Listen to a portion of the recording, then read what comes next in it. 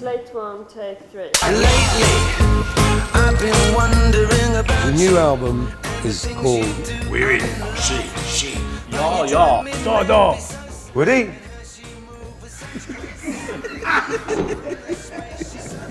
We went through a lot of different album titles.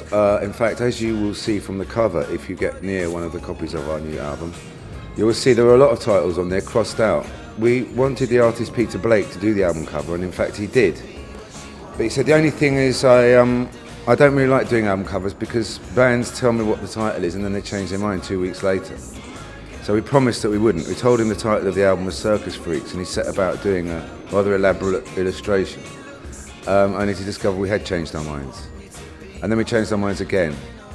So then in the end he just put all the titles that we'd come up with and crossed them out.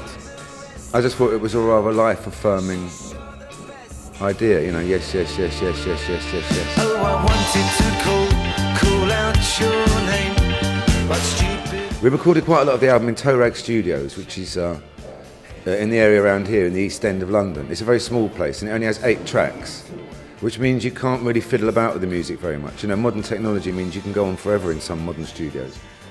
But we've always had the inclination to put more effort into the rehearsing and the writing of songs than the actual recording process. And that's just the way we've always worked. And you know, maybe to capture some more spontaneity than as I say, just fiddling about once you've recorded the tracks with the mixing and all that. And it all worked very well, yeah. One of my favourites is Powder Blue. I mean, I would say that because I wrote it myself, but it's an interesting song because I wrote it about 3 or 4 years ago when Mike, our keyboard player, was living in Amsterdam. And the sun was just coming up, and it reminded me of a time at home once after we'd had a party. And the song is about that moment in the morning when everyone else has gone home, but there's still sort of fag left in the ashtray and a bottle of wine in a carrier bag. And you just sort of really can't face the new day. And I left it with Mike, and then last year he finally wrote some music to it. He said he just found it, and he was getting in the mood of what I was writing about. And he wrote, I thought, a very evocative piece of music to go with the words. The Queen, Buckingham Palace and the Olympics, they both wanted to use our house. So, but it was the Olympics that asked first. So, you know, what do you do, Queen or country? It was an amazing summer, yeah. I mean, no one could have predicted what would have happened to the band this summer. I mean, for sure. You know, who could have known that the Queen was going to invite us to her 60th Jubilee party and that the Olympics were going to come to London and that we were going to be invited to play at the closing ceremony. Whilst meeting the actual Her Majesty, you're supposed to be invited to speak, but I just sort of couldn't stop. I just said, Mum, I can now retire gracefully. Or was it, we can now retire gracefully? We, as in, not the royal we.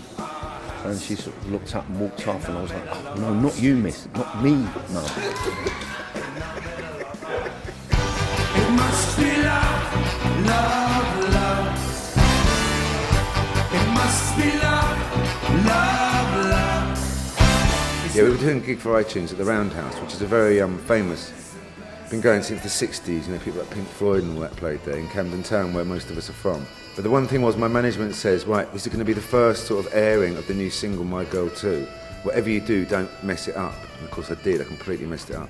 Saying completely the wrong key and all the wrong words. So that was nice to know it was being live streamed to 75 million trillion people. But hey ho. Lately, I've been wondering about you and the things you do.